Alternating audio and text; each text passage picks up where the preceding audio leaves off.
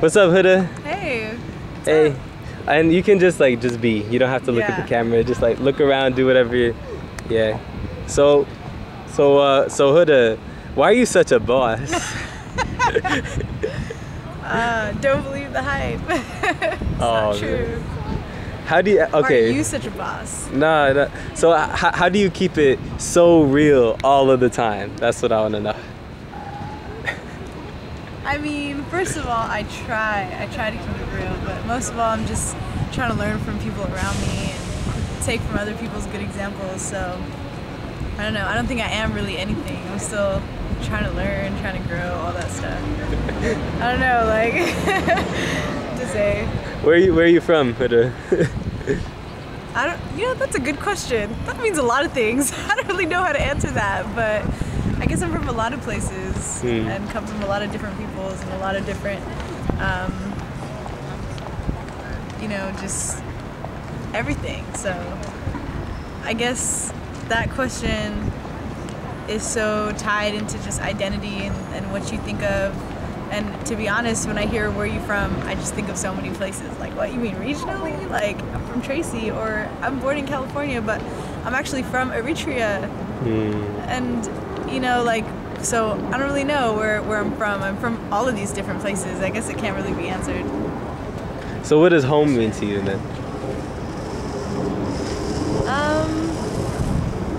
Home is definitely, for me, where family's at, And I mean, my family is kind of all over the place, so I guess you could say all of the earth is my home in a lot of ways, because this is home, and, my apartment in Berkeley's home, and my home that I grew up in is home, and my homeland is home, where my grandparents are is home, where my cousins are, where my uncles are, is home, places I'm comfortable at, feel like home, so I guess home is more about like an internal state, you know what I mean? But definitely marked by family.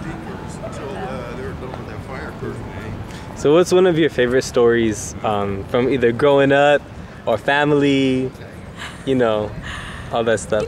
When I was growing up, it was I don't know, my parents never really necessarily read me bedtime stories because their lives were full of so many stories and there's so much to teach me that those became my stories, you know what I mean? Like parents talking about their journey coming, to America from Eritrea, talking about the struggles that they went through, things that they learned, what life was like when they were a kid. I mean, those are the kind of stories that I asked over and over again. Those are the kind of stories that interested me. Those are the kind of stories I only really knew. And, those are the stories that still inspire me today. So I guess it's been kind of consistent in my life. Stories are a really interesting thing to me, actually. Stories. It's just, stories are people's narratives, they're people's lives, their lessons, their insight, self-reflection, their mistakes. And I don't know, I feel like maybe I've grown to be interested in that because that's what I've always been known to be beneficial, So I don't know, it just depends, I guess. So how would you tell your story? If somebody were to ask you, Huda, what is your story? What would you tell them? It's not really done yet to begin, so I'm not sure, But when I do know, I know that when I have a story to tell, I'll know that I have a story to tell. Does that make sense? Yeah. There's just certain things that just happen, and you're walking down the street, you're driving in your car, you're about to go to bed, you're eating your meal, and things just come to you, and you have a certainty that comes about you and whatever it is you've learned or experienced or thought of, and it could be a combination of just epiphanies, realizations, or just you finally had the time to sit there and reflect on your life or whatever. So I think it's those moments, they just happen. You can't really tell when they do and when they don't, but I guess that's my story. unfinished collective of random thoughts and expressions and realizations and prayers and just everything. I guess it's really hard to define even by myself. So who's your favorite MCC intern? Who's your absolute favorite? I love all the MCC interns. You know, it's good. Oh, come on, Huda. I know. Just play it. Oh, you wanted me to say Alex. Oh, yeah. See, she said me. She said no, just play it. No, definitely. I mean, it's kind of like cliche, but it is true. You have to build different relationships with some people.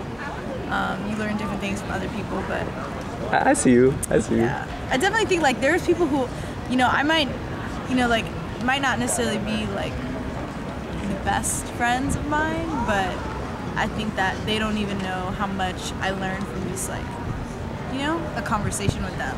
It goes a long way. I think that's like the best thing about the MCC in general and MCC interns, because it's kind of like internalized in the process of being an intern is just being able to have conversations with people and like be open about it, you know? Like, I feel like with MCC interns you could just like ask questions and not be too like afraid to ask them, because there's not like this fluff that you have to get around. It's just kind of like, I'm kind of struggling to understand this, or like why this happens, or what you think about this idea or that idea or this that's happening in our world. And then, you know, you don't have to like go beat around the bush or kind of like feel awkward about saying it. And even if you do, there's always like about 5 interns in between you and that person that you can like kind of use to just try and understand each other better. So if you had one message to send, one final message to send to the MCC staff, what would it be?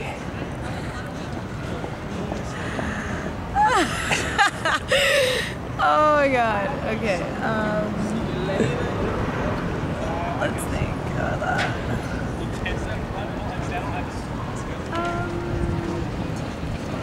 Okay, I got one.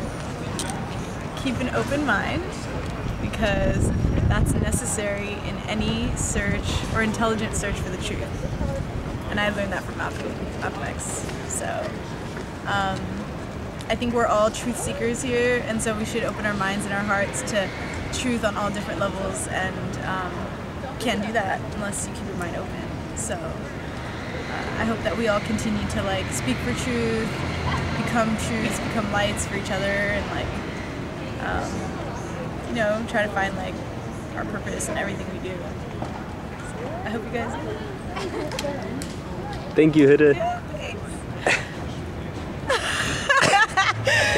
All right. Oh, last question. Okay. If you were to, this is more political, like, and those are all political, right? But like, if you were to send a message to the university about why we're important, especially because the MOU is coming up this year, what would you say?